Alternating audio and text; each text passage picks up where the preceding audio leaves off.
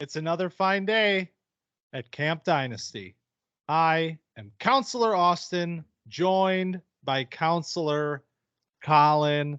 And I got to tell you, I was just saying before we started recording, Collin, this might be my favorite episode as we wind down season 1 of Camp Dynasty because we are talking about wide receivers this week, one of my favorite positions and one of your favorite positions in all of football.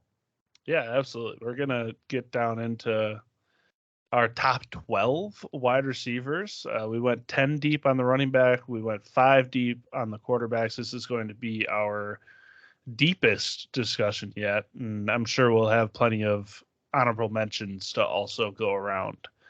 But man, this is the class. The reason we're talking about 12 is because it is so deep.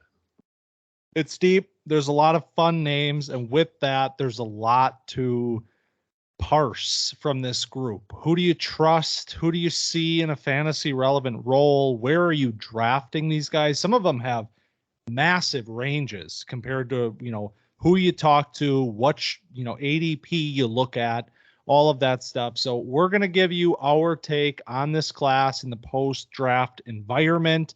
Obviously, if you'd like to hear more about these players as prospects and the strengths and weaknesses portions of their game, that's going to be in Wide Receiver Rankings 2.0. You can go check that out.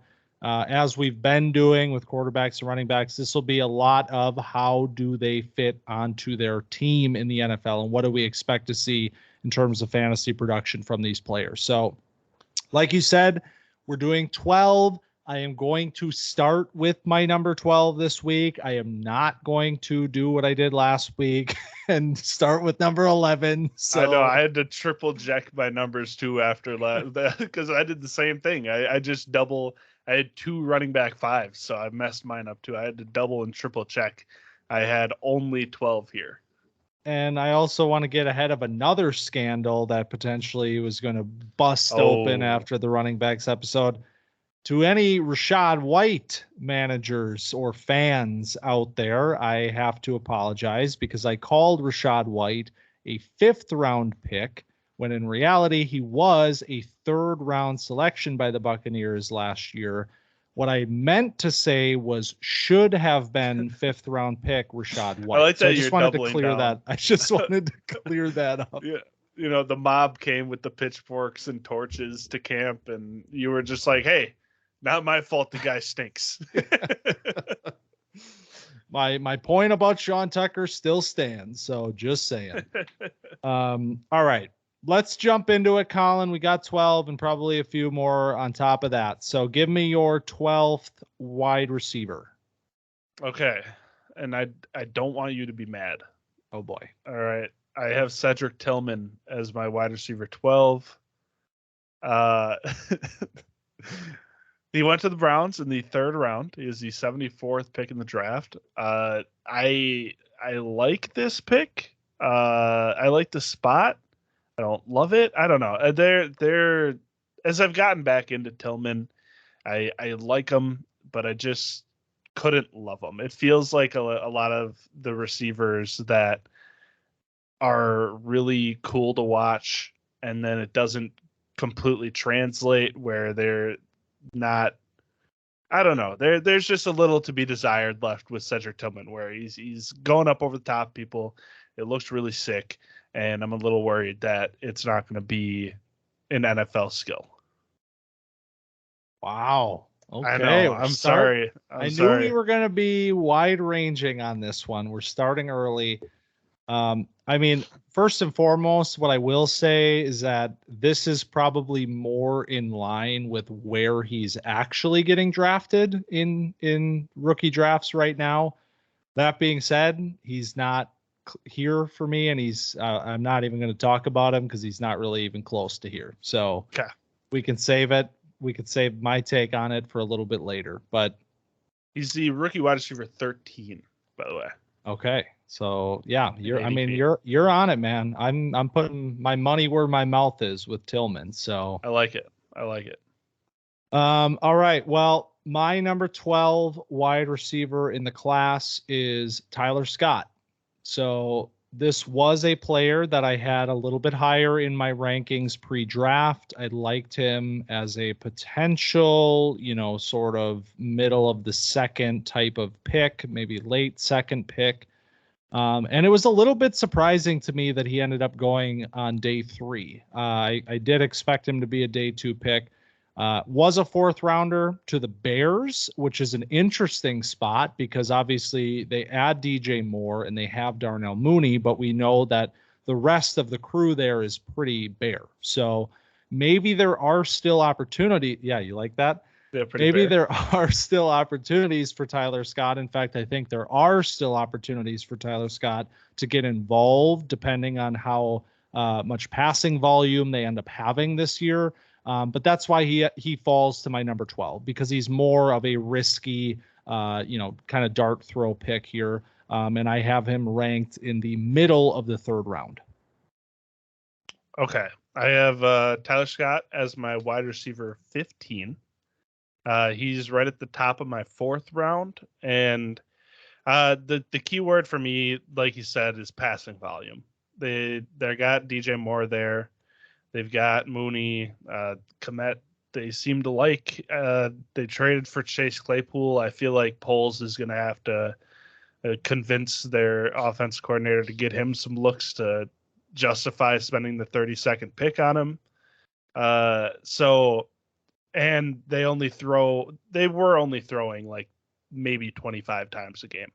So it's just hard to see unless some things start moving around there or Tyler Scott is just way better than I think he is to see him start to move up that depth chart and take somebody's job potentially. Because I feel like you got to be starting on 80-90% of passing snaps in order to be relevant in this offense. And I just don't see that happening.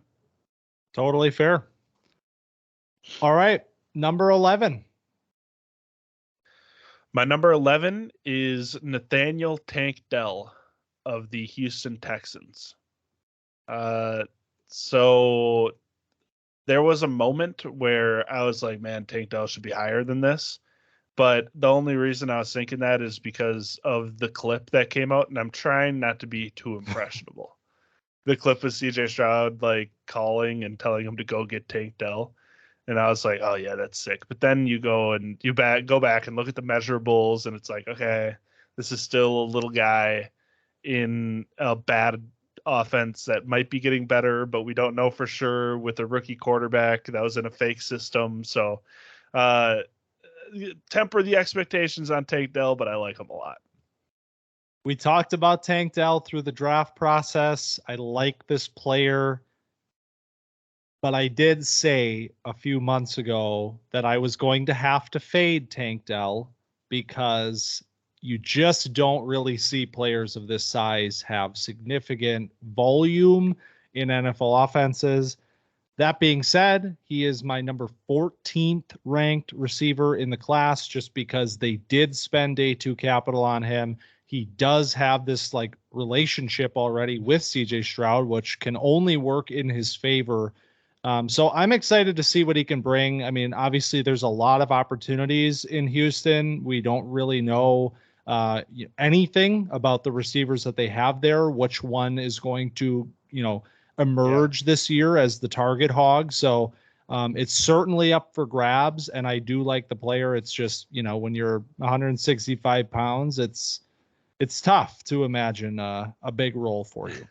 Yeah, 5'8", 165, just to yes. be clear, in case anybody doesn't know that this is, like I said, a little guy.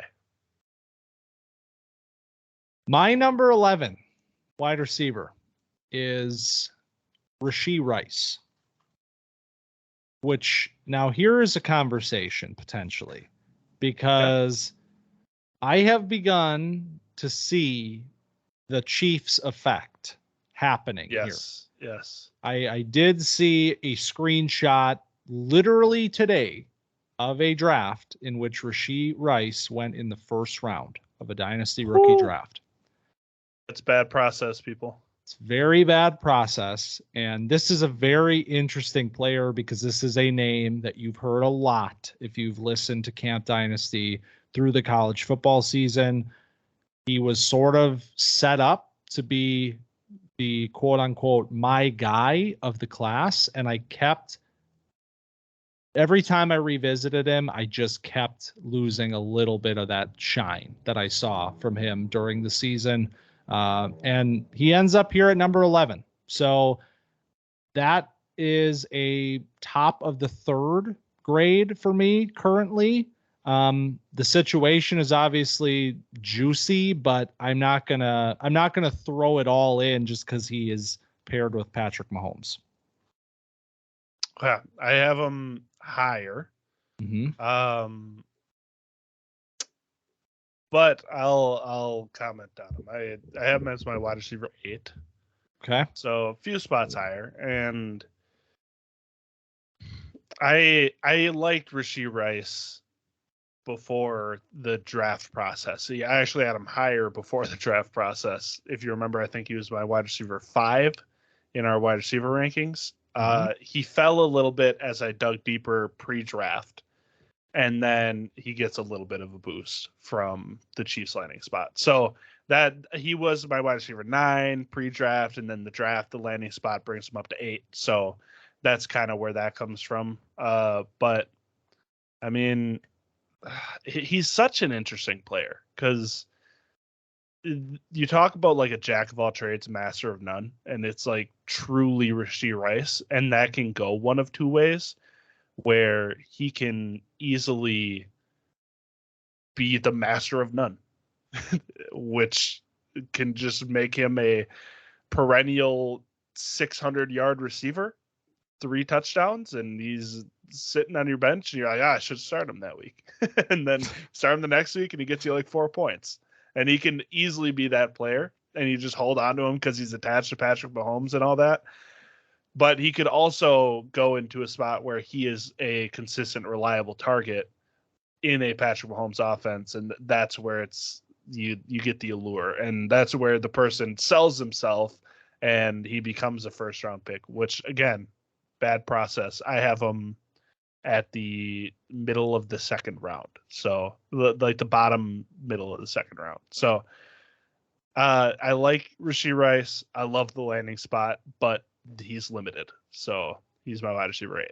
And I mean, it's not that long ago Sky Moore was in a very similar position as Rashee Rice is right now, where he was getting his ADP was getting juiced because he was on the Chiefs. They were not going to just throw him into the fire immediately. They had just signed MVS, they had Juju, then they bring in Tony. I mean, like, they were not like forcing the ball to Sky Moore. And I think Travis Kelce. Yeah. Don't forget. Don't forget about the target, the number 1 target. Okay. He's still there as well. So I just think that it's easy to dream of what this can look like, even if he's not a, grade A NFL player. But there are a surprising number of potential, targets in that offense. And I don't know if it's going to look like people think it is, to the point where I think Rashee Rice at the end of this year is a buy low, because that's what Sky Moore is right now. So there you go. I like that, a little buy low action. It wasn't that long ago that Clyde Edwards-Helaire got the Kansas City Chiefs boost. So we can just rinse and repeat this. Is there such thing as a Chiefs boost? I mean, that's all that's big dynasty right there. That's big dynasty. That's fabricated. Kadarius Toney, is he getting the Chiefs boost? I think he's getting a little bit of that. I think he plays like 18 snaps a game, and like he might score on 3 of them, but you get the sleeper notification that they want to feature him this season, and right. I'm going to throw my firsts at him while I can. So that almost happened to me with Tank Dell. So the sleeper notification, they're like, yeah, CJ Stroud wanted him. I was like, he's wide receiver 6. He's going to get 160 targets. All right. Wide receiver 10, then. I don't think yours has been accounted for. It is not. My wide receiver 10 is the Biletnikoff winner, Jalen Hyatt of the New York Giants. Me too. For wide receiver 10? Yeah, we finally got one. We're locked in outside of the top 5. There it is. So they traded up, I believe, into the 3rd round, into the 73rd pick to take Jalen Hyatt. And man, this Giants team is weird. I tell you what, their wide receiver room is even weirder. But Jalen Hyatt can be a field stretcher. We know that. And if he's better than what we think he is, because he didn't get to showcase everything that he got to do, that's kind of what the narrative that he's been pushing is, that like, just because I didn't do it doesn't mean I can't do it kind of vibe. And he didn't get to do a lot in the Tennessee offense other than run straight and score a bunch of touchdowns, which led to like 1,600 yards and a lot of touchdowns and the award for being the best wide receiver in college football. No Pretty big good, deal. Jalen. But he still got drafted in the 3rd round. Why is that? Well, because he's a limited route runner, and he ran in a fake offense with Hendon Hooker and company. So now he's on the Giants. He brings a vertical element to that team that they desperately need, because their wide receiver room was not dynamic at all, especially towards the end of last year when everybody was hurt. So now they have Darren Waller. They have hopefully some healthy guys in that room, whichever slot ends up starting for them. Maybe Wandale, maybe Sterling Shepard, maybe who knows. And then you get Jalen Hyatt, and he can take the top off, and Dan Jones can show off his cannon of an arm that we all know he has. So Jalen Hyatt, wide receiver 10. Man, I got to tell you, we were not Hyatt fans here for the entirety of the process, but that always comes with a caveat, because you're always fighting against what's expected. And then when Jalen Hyatt is a 3rd round pick, you're like, oh yeah, that's perfect. That's exactly where he should have gone. And he goes to the team that needed him, that was getting mocked him in the 1st round. Mm-hmm. So it suddenly becomes a player that was overhyped, overvalued, to a player that is exactly where he should be, and an interesting potential deep threat in this offense that doesn't really have anything. Daniel Jones, whatever you want to say about him, is surprisingly effective pushing the ball down the field. Mm-hmm. And now he has the premier deep threat of this draft class. Playing the flanker in a budding offense with Brian Daboll. It's an exciting situation. And I have Hyatt at the end of the 2nd round, which is where I was going to probably draft him regardless. Not that he would have ever made it there had he been a 1st round pick, but now he kind of slots right where I'm comfortable taking him, to the point where it's honestly almost an exciting late 2nd rounder with some upside. Yeah, I have him right at the bottom of the 2nd round as well. So I don't know. There's probably somebody in your league that's going to really like Jalen Hyatt and is going to overdraft him. So that's going to be a little bit annoying, because like, how many shares are you going to get at a realistic ADP, like where you feel like you're getting value, and somebody's like, oh, this guy won the Blitnikoff. Like, right. What are we? Oh yeah. Why is he falling to the bottom of the 2nd round? But they have a new offensive coordinator over with the Giants, Mike Kafka, who was with the Chiefs before. So that's interesting too. Jalen Hyatt, new Tyreek Hill. Boom. Easy as that. Yeah. All right. So like I said, Hyatt was my number 10. I'll go with my number 9, because I'm pretty sure we covered yours. Am I correct? Am I wrong? No. Okay. You are wrong, but you can go ahead. Okay, I'll go. So my number 9 is Marvin Mims Jr. Hey, me too. There it is, man. Here we go. So this one caught me off guard just a little bit on when he was selected, just because like you see the Broncos and you're just sort of like, it's a very weird team. Russell Wilson obviously has a terrible season. Cortland Sutton is a declining asset. Jerry Jeudy still hasn't really broken out. it just doesn't seem like a great place for wide receivers. But when you really take a step back and look at this thing, I mean, it's a second round pick, and very end of the second round, but a second round pick nonetheless. Marvin Mims Jr., a player that I liked a lot pre-draft, had a second round grade on him, gets confirmed with the pick, and the fact that the room isn't solidified, therefore makes it that there is a major opportunity here for Marvin Mims Jr. So I'm excited to see what he can do. He's in this, same sort of tier for me where I'm picking him last quarter of the second round. I have him 21st right now, and feeling pretty good about that. Yeah, I have Mims at 23. I have Hyatt at 24. So they are right up next to each other. Mims is, like I said, my wide receiver 9. And he comes into an interesting Broncos situation, to say the least. Like you said, I mean, you get your first year of Sean Payton. He's bringing in some of his old buddies. You got Lil Jordan Humphrey and Marquez Callaway signing with the Broncos. You also have KJ Hamler and Tim Patrick coming back from injury, in addition to the guys that you mentioned with Sutton and Judy, where there's just a lot of guys, and none of them are great.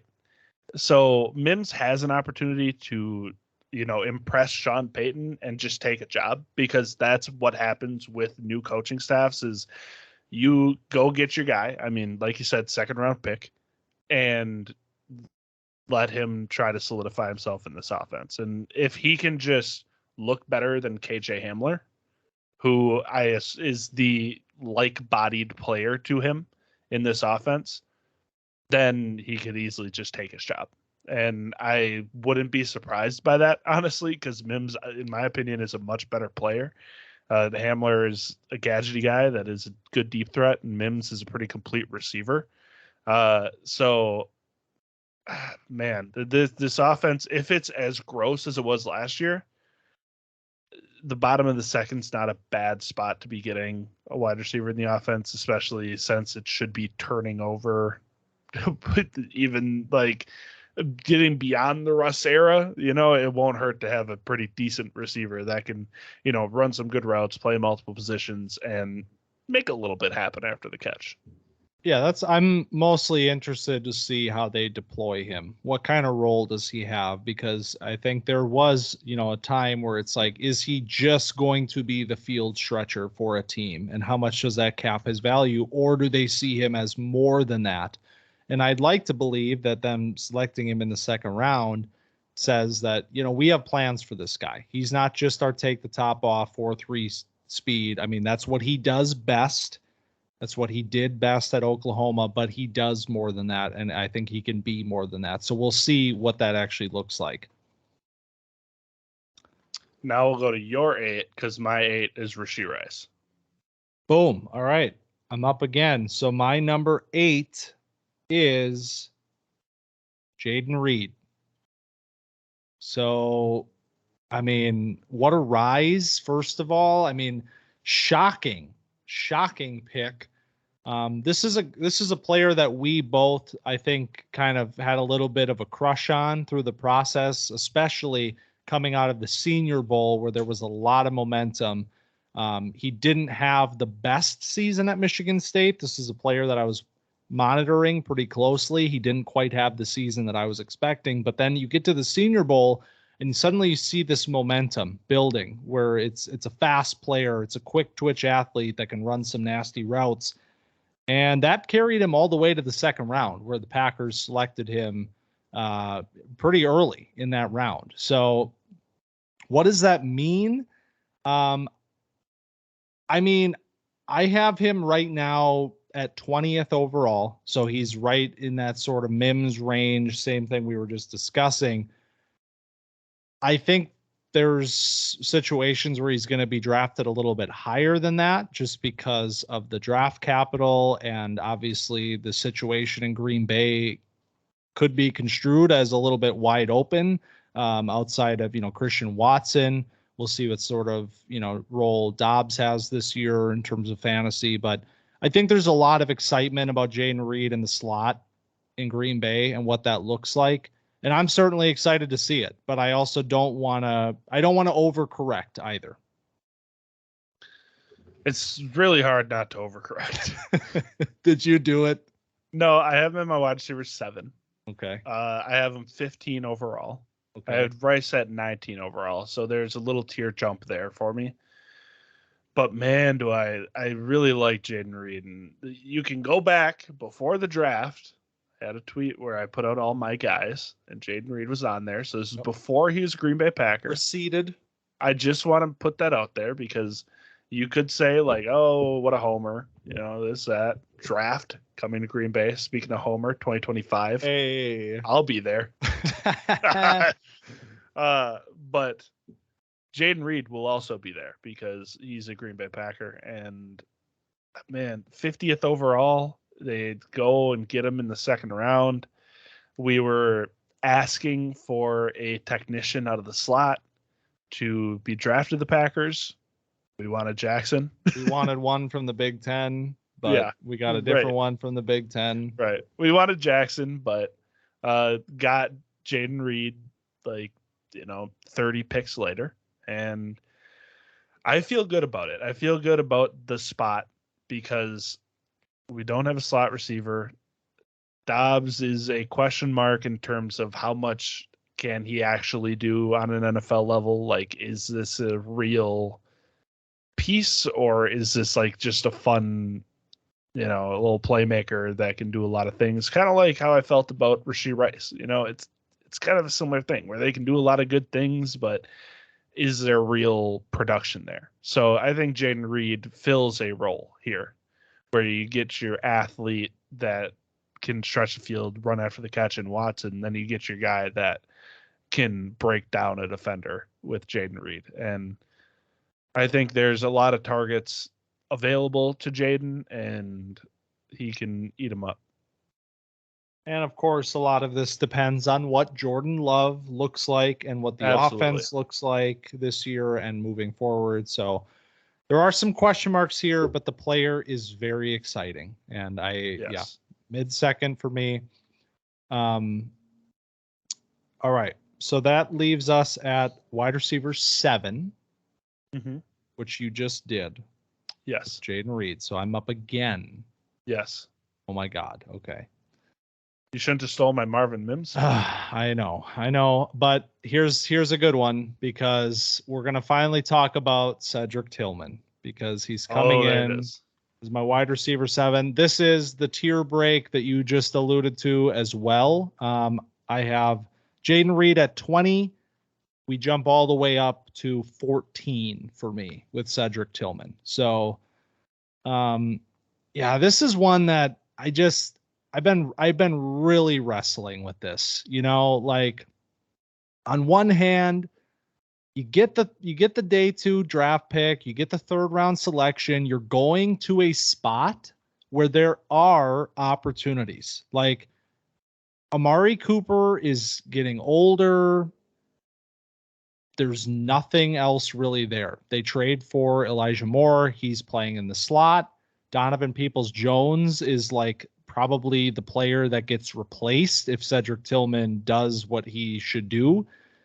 And I hope he does. And I hope we get to see a lot of this player this year. And, obviously Deshaun Watson, doesn't have a good season last year. You expect that to change. And maybe this offense looks a little bit different in year 2 with Watson, but I can't ignore the talent in terms of what I saw pre-draft. And it's hard for me to drop him, even in the midst of some players that got drafted ahead of him.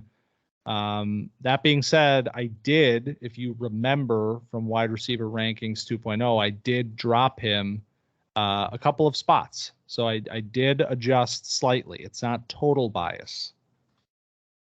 Yeah, like I said before, I think the spot is good. He's got to get through David Bell, and that might be... No, this I don't want to just like repeat everything I said before, but I had some issues, some red flags jump up with Tillman. I don't think he's bad. Like I think I said it at the top of the pod. I like pretty much my whole top 12. Like I am happy if I come out of the draft with any of these guys. So it's not the fact that I think Tillman stinks.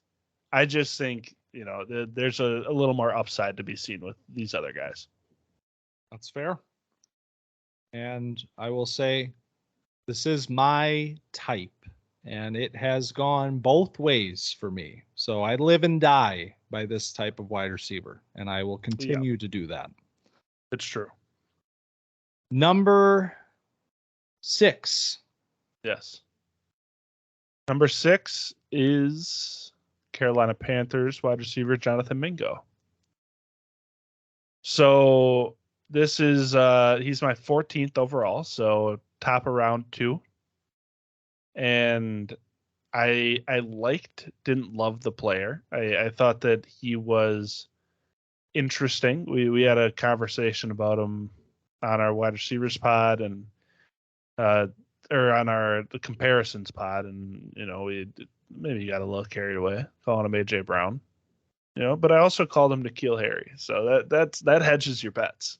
That's a wide range of outcomes. Why they call it this or that, baby. That's right. So I think that Jonathan Mingo just has a clear path to a bunch of targets, and it's pretty simple. Like he's going to be a guy that Bryce can check down to and can go get some yards. He can work in the intermediate where Bryce is very accurate, and even though he's short, he's really good over the middle of the field. So I think that their play styles mesh together really well, and there's no clear-cut wide receiver 1 in the Panthers room. And the fact that they drafted Mingo at 39 overall is kind of a stamp of approval, where they're saying, hey, we think he's the real deal, and we think he can be our number 1 guy in this next era of Panthers football. Yeah, listen, draft capital is not everything, okay? But when you see a team go out and take a player like this that wasn't really, there was a lot of momentum late in the process. And I think that just means that folks were hearing that the NFL liked this player quite a bit, more than the media was leading on. He fit a little bit differently into this class. And I think you and I sort of both went on that journey as it was happening. It was like, maybe we should revisit this guy that, was interesting during the season. And I think what you see is a hyper athletic player that just wasn't, the Ole Miss offense is just, it wasn't really conducive to showing what he is fully capable of. What you see is a lot of gadget plays, manufactured touches, getting him open down the field in this RPO spread offense. And I think there is question marks about, what can he do? There's a little bit more wide receivering that I think we all need to see that didn't really happen last year. But the reason that you end up walking away and liking this player a lot, and I'll just say here, I have him as my number 5 wide receiver in this class, is because he gives you so much to work with. He has size that a lot of these players don't have. He has speed that a lot of these players don't have. He is a bit of a project, but they were comfortable taking him at the top of the second and letting him be, like you said, the sort of featured piece in this new look offense where DJ Moore is gone, Bryce Young is in, and there's just a lot of names here. Mingo is going to have every opportunity to make his impact, and we will get to see what sort of development he will have over his first couple years in the league. I don't expect it to be, out of the gate like production with a player like this. Yeah, I agree. You're going to have to be a little bit patient, but I have him at number 12. I'm taking him the end of the first round this year. Yeah, 24, buy low, Jonathan Mingo. There it is, man. See, we're already getting ahead of it. Yeah. I agree that this is a little bit of a developmental piece because that Ole Miss offense is just a little. I mean, maybe did Matt Corral throw him the ball last year? Was that a thing? Yeah. Maybe he was going to come out last year, and he had a foot injury, and I think that's why he stayed. And the name just sort of fell off the radar until postseason, and it was yeah. So maybe a little Matt Corral mentoring. Bring him into the facility, show him where the good places to eat are. Tell them where a good place to live is. Where you put your stuff in the locker room so nobody goes through your bag. That kind of thing. Just gotta have a friend, man. Gotta have a friend. That's it right. Helps. Seriously. All right. I don't want to make assumptions, but I think you know who my number 6 player is. I would assume so. I mean, unless you have him off your board. I did. Yeah, he's gone. Josh Downs is my number 6 player. He's my number 5. Okay. So, man, we're on a bit of a journey with Josh Downs in the ADP land right now. And it got to the point, I think, where coming out of the draft, Indianapolis, first of all, he goes lower than you think he's going to go. I think we expected Josh Downs to go in the Mingo Reed territory of the draft, and he falls to the 3rd round. So right away, you're sort of like questioning everything, like what is wrong, what's going on here. Obviously, we've been talking about this player since the very beginning of college football last year. He's a top 5 wide receiver for us in the preseason.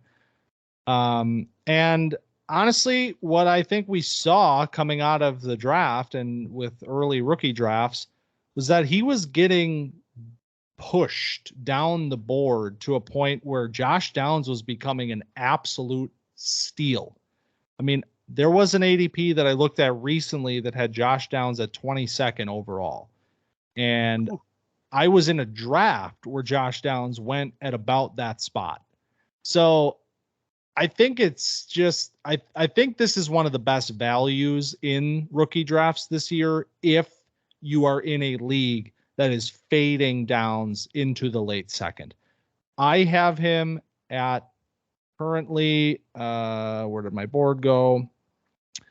Currently at 13th.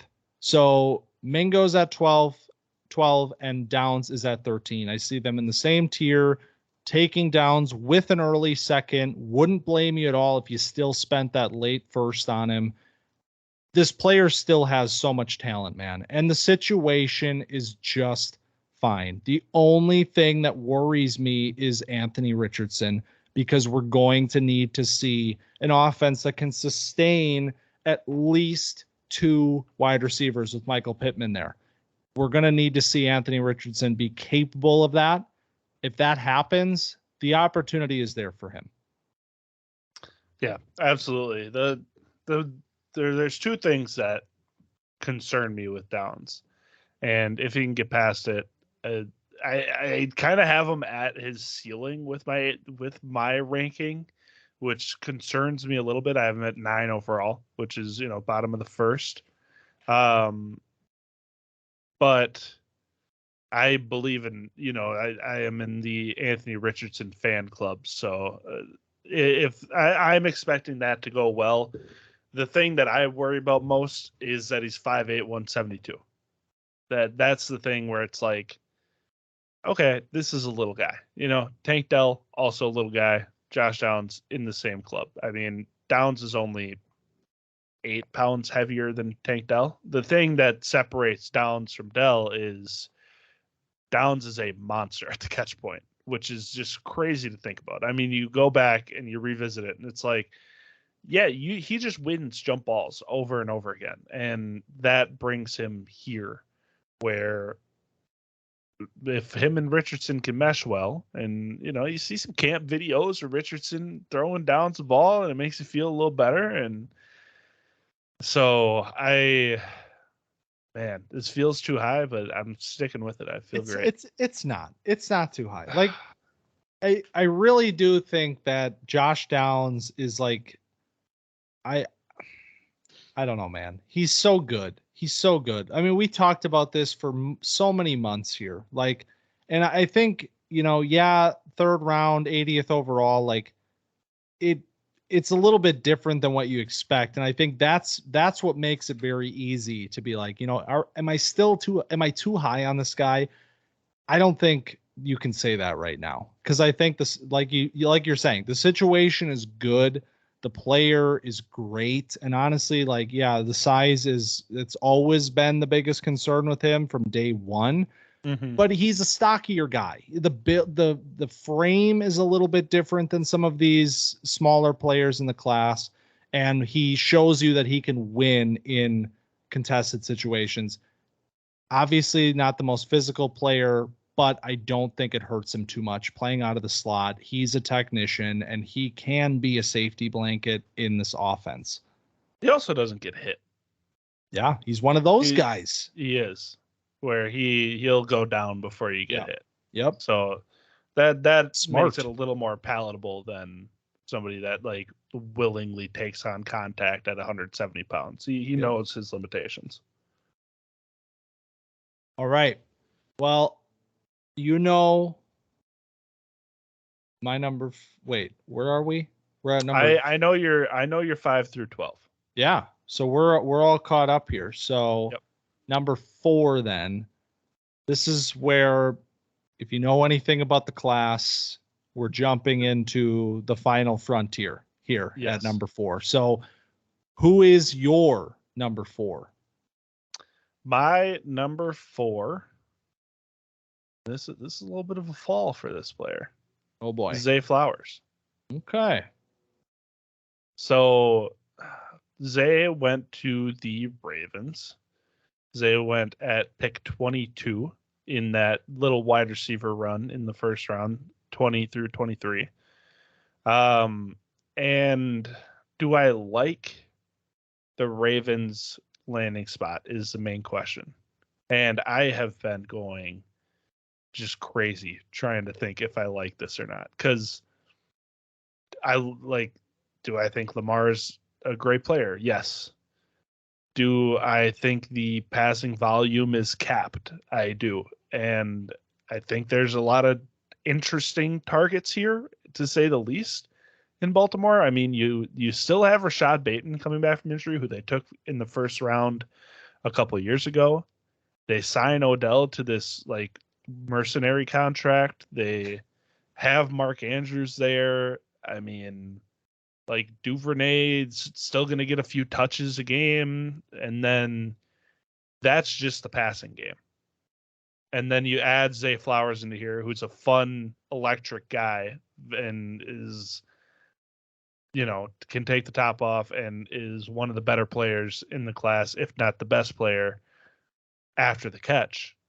And it's tantalizing to like take this guy and be like, I got Zay Flowers. I got the best receiver on a top 5 offense in the league when Lamar's healthy.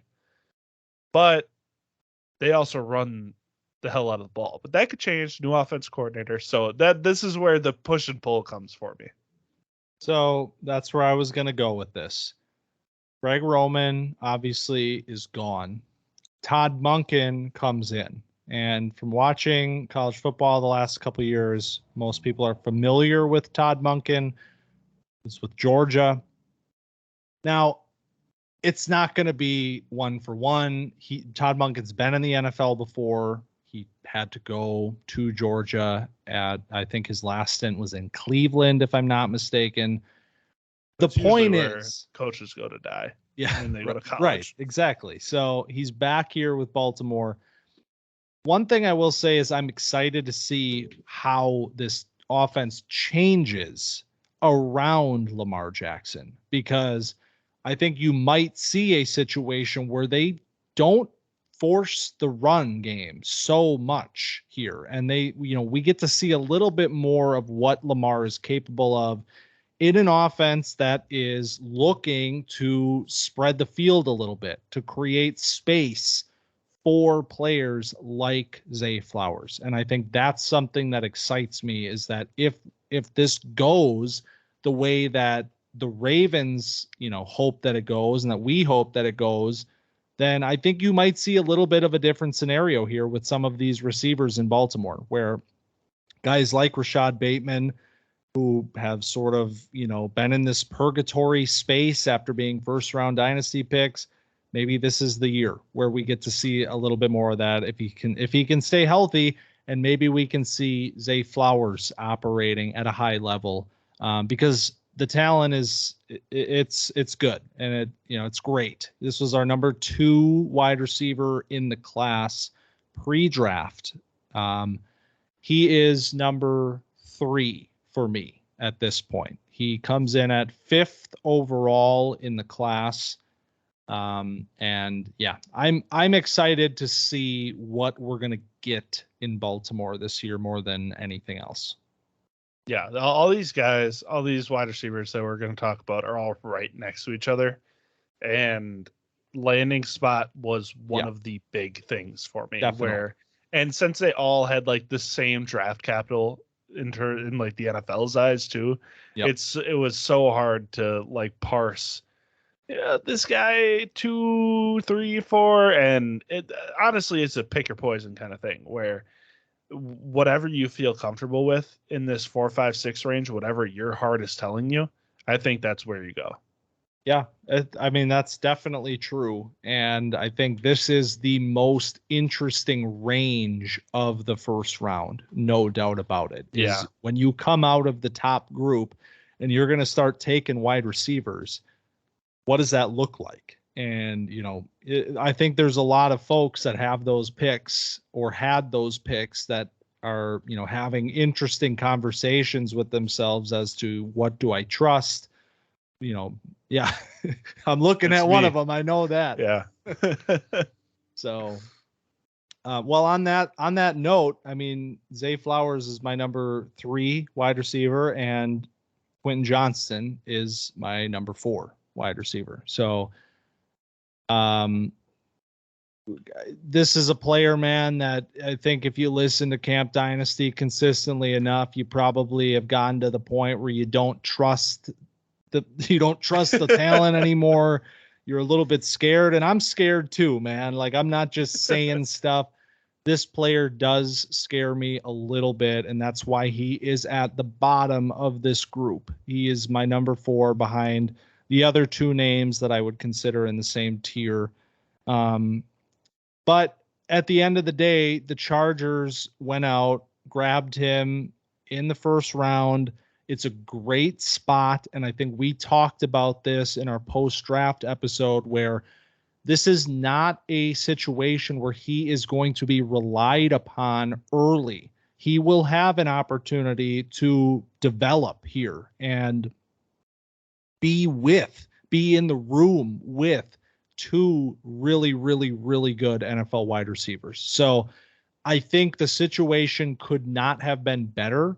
I don't think this is a player where you're getting a massive return on investment in year 1. I think if you're taking this player in the middle of the first, that has to come with an expectation that this is more of a developmental season. He is not going to be a major contributor, which is honestly what we should always expect from our rookie wide receivers. It just so happens that guys like Jamar Chase and Justin Jefferson made it so that everybody feels like we need to have major production out of wide receivers in year 1. That has almost never been the case. So yeah, I'm excited to see how Quentin Johnston can develop in LA and hopefully develop into Justin Herbert's new number 1 target. Has LSU ruined prospect scouting? Coming up next. Yeah, I have Johnson. He's my wide receiver 3. So it's just this Chargers spot, man. It is perfect. It's like we talked pre-draft about, man, the Chargers got to take receiver at 21. They got to go receiver. They got to get speed in this offense. This offense was slow. Keenan's slow. Mike Williams isn't a burner. Josh Palmer's pretty slow. Gerald Everett, man, the A-dot is so low. And then they get Kellen Moore. And that he likes to push the ball down the field. He has fun concepts to run, and he's out of the Mike McCarthy prison that he was trapped in, where he had to, defer some play calling to him. So we get a hopefully opened up version of the Chargers offense. And man, he looked a little disappointed at the rookie premiere. I don't know what was going on there. He didn't look very happy. But I love this spot. I feel really good about it. And, another buy low 2024, you're going to have a disappointing start. I feel like this is going to be similar to like Burke's rookie year, where you see some flashes and it's like, oh yeah, Quentin Johnson. But at the end of the day, like the final stat line just doesn't look very good. And it's not going to be because of, Burke's obviously injuries and all that, but Johnson, it's going to be because he's behind good players. So unless the same thing that happened last year where, Keenan got hurt and Mike Williams got hurt and they were down to like they're reaching to the back of the cupboard to find that last can of soup to eat, unless they get into that situation again and Johnson has to be a high volume target, I think he'll be able to ease into this role and look really good. And that seems like a perfectly plausible situation. Yeah. At least one of these guys is getting hurt for a It's true. significant portion of the year. So, I'm excited to see it, man. If we see flashes, that will be enough for me. I just want to see that there is something there with this player that can become a lot more. All right. So that leaves us at number 2. And obviously here, that's Jordan Addison. Because, I think we both know, and I think anybody who's listened to us speak knows who number 1 is. Jordan Addison was not my number 2 wide receiver pre-draft. Like I said, that was Zay Flowers. Jordan Addison was your wide receiver 4, 5? Could have been. I think he was 4. Okay. The point is that this is a player that was helped by his landing spot more than anybody else. That's what I'm trying to say, because the Vikings, it couldn't have gone better for Jordan Addison as a player where you can have questions about his size. And I do, believe me, I do. And I know you do too. But I think you're going to have a situation here where it won't be that big of a deal, because he's not going to be playing against press coverage. He's going to be playing in their Z role. He's going to be probably playing out of the slot. They're going to be able to mix him and match him, but Justin Jefferson is on the other side of things. Yeah. And that is going to help him a lot. And I think and there's a lot of targets to be had here with Adam Thielen, obviously gone. We'll see how big of a role TJ Hawkinson has, but I still think at the end of the day, there are a lot of targets going to Jordan Addison this year. And so we're going to find out really quick how much the size is going to affect him in the NFL. Yeah. This is going to be, I talked about Johnson being the perfect landing spot, and I feel great about it. But in terms of producing immediately, Addison is the best spot. And that's because of Justin Jefferson and Kirk Cousins. I mean, I'll say it once, I'll say it 100 times. No matter what you think about Kirk Cousins, he throws for a lot of yards, and he is a productive quarterback. So Addison is going to play almost all of their passing snaps, I would assume, is if he can unseat KJ Osborne as their second wide receiver, which I would assume a number 23 pick should be able to do. Somebody that has won the Blitnikoff Award, had a little bit of a down year last year, but was also banged up quite a bit.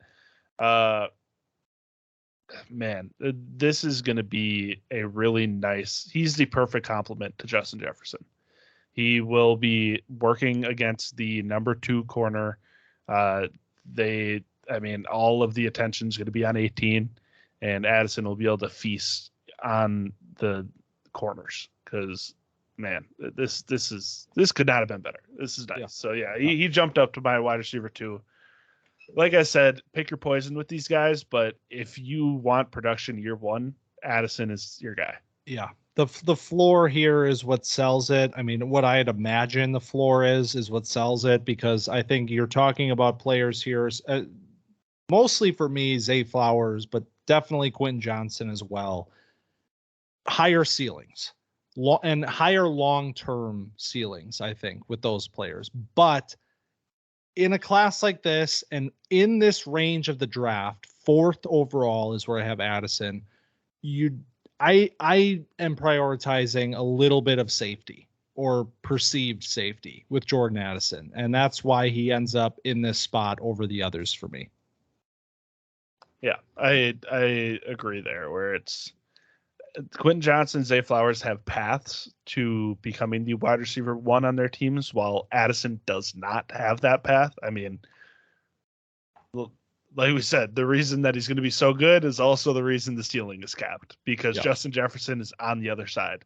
So he will not be the wide receiver 1 on his own team, while Quentin Johnson has a path to that because Keenan and Mike can both be on the way out sooner rather than later. And then Zay Flowers also could just be better than Rashad Bateman, and Odell's obviously not going to be there for very long. So Addison's ceiling is capped by the fact that his long-term ceiling, like you said, is capped because he will not be that guy on his team. Let's talk about number 1. Yeah, let's do it. And what a player. What a journey. What a journey to get here. Talk to me about the number 1 wide receiver in this class. Jackson Smith-Njigba, number 2 on my board, number 1 wide receiver. He went to the Seattle Seahawks, and some people see that as a bad thing. I mean, why would you? He's on a good offense. There's a lot of mouths to feed, which I mentioned with the Zach Charbonnet conversation, but he's got to be one of the priorities, because Tyler Lockett is going to be on his way out pretty soon. You would assume they can get out of that contract pretty soon. I think he's a free agent after this year, or else he can be cut after this year. And then you're looking at just DK Metcalf and JSN in this offense in terms of high quality passing targets. And they are just perfect complements to each other. And Jackson could be, I mean, I don't want to ruffle anybody's feathers. He could be the best wide receiver on this team today. And I love DK. I have DK shares. I don't mean to disrespect the DK people, but DK is a limited player. We all know that. We've known that since he's been drafted. And Jackson can run every route in the book. He has great hands. He can get contested catches. He's good around the sideline. He's good after the catch. I mean, there are very few flaws in JSN's game. So do with that what you will, but I'm taking Jackson above anybody not named Bijan. Yep. Same. Number 2 on my board. I mean, to further the point that you brought up, Lockett has an out after this season, so the writing is on the wall here, I think. And even then, these 3 can fit together this season. Same kind of conversation that we've had with basically every single one of these guys, don't expect a ton in year one. I mean, this is not the kind of class where you're going to see that. I think there is certainly an opportunity here where Jackson is just so good that he really grabs the bull by the horns and has a really, really productive rookie season. I just am not going to expect that in the current environment that he's in. And also, I mean, this is a guy who didn't really play football last year either. So yeah, I think there's a situation here where, he's the future alongside of DK Metcalf. Absolutely. It might not all come this year, but he's a younger player. He will grow into this role. And I think within 2 to 3 years, I'll say 3 years, within 3 years, I think he becomes a top dynasty wide receiver. I think he's on this slot arc that we've seen with some of these other players where he's gotten pigeonholed into this like weird, like low ceiling thing because he's a slot player. By year 3, it'll be shattered and he will be viewed as one of the best assets in the game because he's just that good. And whether or not you play exclusively slot in today's NFL really doesn't matter in terms of fantasy production because it's a passing league, man. There's 3 wide receivers on the field all the time. Some of the best wide receivers in the game are playing out of the slot. And I think Jackson is up next. I also think Jackson can play outside of the slot. Like, yeah. Yes. I think the narrative has swirled. I know you believe this, and I know that the point is he can be successful even if he plays only out of the slot. But this is like a chicken or egg conversation that is similar to the Jalen Hyatt conversation, where it's like, well, he wasn't asked to do anything else, so how do we know for sure? But with Jackson, he is so good at everything that he is asked to do. Why would you believe that he can't just do it closer to the boundary? And like, do you think he's going to have an issue getting pressed? Because I don't.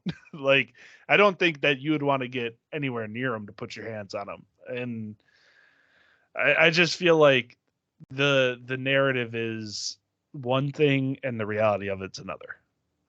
Yeah, 100%. And I mean, like, I think it gets lost a little bit because of this like slot label that gets tacked on him. He's 6 foot.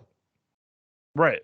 He's 6 foot 196. Okay. Like, this is not Josh Downs. This is not, this isn't Jordan Addison. Yeah, this is this isn't Zay Flowers. Like, he has a bit of size to him. He doesn't have this like speed, but he doesn't need that because he's so crafty.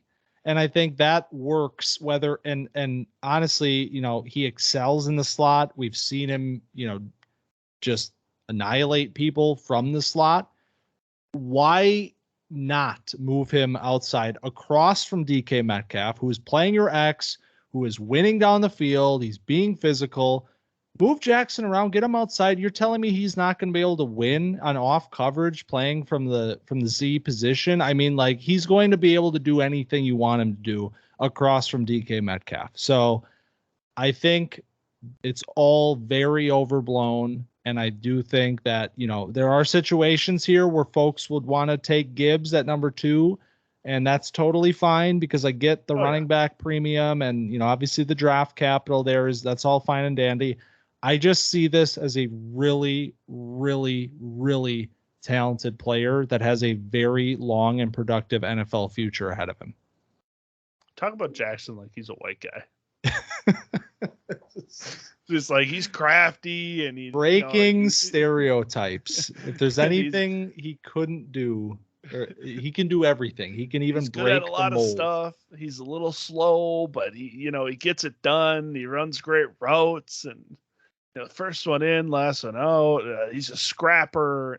No. Special, man. It's been a long time coming with this one. I love Jackson. I mean, I hope this isn't like take lock by us.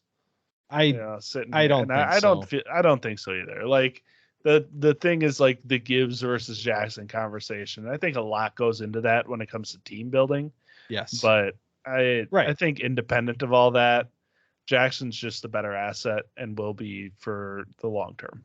In a vacuum, like it's in a vacuum. So if you need a running back, sure, go ahead, take Gibbs. In a vacuum, I have a significantly enough higher grade on Jackson, and he got the wide receiver 1 capital in the NFL that, like, for so long we had to hear about that. We fought against that for a long time. A lot of other people did too.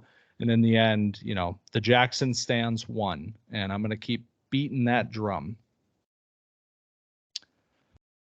And that is wide receiver rankings, final edition, top 12. Like you've said, really fun class, guys, second and even third round where you are excited about what they can be at the NFL level. Obviously, not all of these players will have major roles on their teams and all of that, but guys that have enough talent where there is pathways and there is excitement around these names. I know that the class does not only extend 12 names deep, Collin. So are there any other wide receivers that you'd like to shout out? Yes. I'm going to run through my top 12 real quick, just to give everybody a good call. Quick reminder. I will do the same. I'll go 1 to 12. We got Jackson Smith and Jigba, Jordan Addison, Quentin Johnson, Zay Flowers, Josh Downs, Jonathan Mingo, Jaden Reed, Rashee Rice, Marvin Mims, Jalen Hyatt, Tank Dell, and then Cedric Tillman to round it out.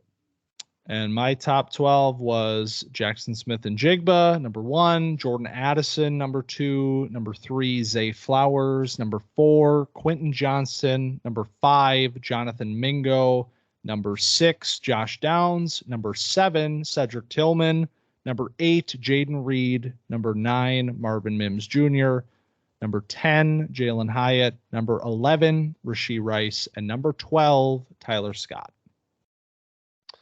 All right. So for my honorable mentions, I have my wide receiver 13 is Michael Wilson, Arizona Cardinals. Yep. My wide receiver 14, the man, the myth, the legend. Oh, you didn't do it. Kayshon Boutte. Can't quit him. Oh, man. And then Charlie Jones, I have my wide receiver 16. Hutchinson's my wide receiver 17. And then it's just kind of, a crapshoot from there. Yeah. Yep. Michael Wilson is the big one for me. He just misses the cut on the top 12. He's my number 13 as well. And a player that really interests me as a later pick in this draft. I have him in the late 3rd right now. Arizona, what is going on in Arizona? Right. And I think there's a lot of, unknown about Michael Wilson simply based on the fact that we didn't ever get to see him play a full season of college football. But when he did, when he was on the field, it looked good. And obviously, if you follow along with this process, what happened with Michael Wilson coming out of the Senior Bowl. That alone likely propelled him to be a higher draft selection than I think anybody expected in the pre-Senior Bowl environment. So I think there's intrigue here. If this player can stay healthy, then he can definitely outperform his draft position.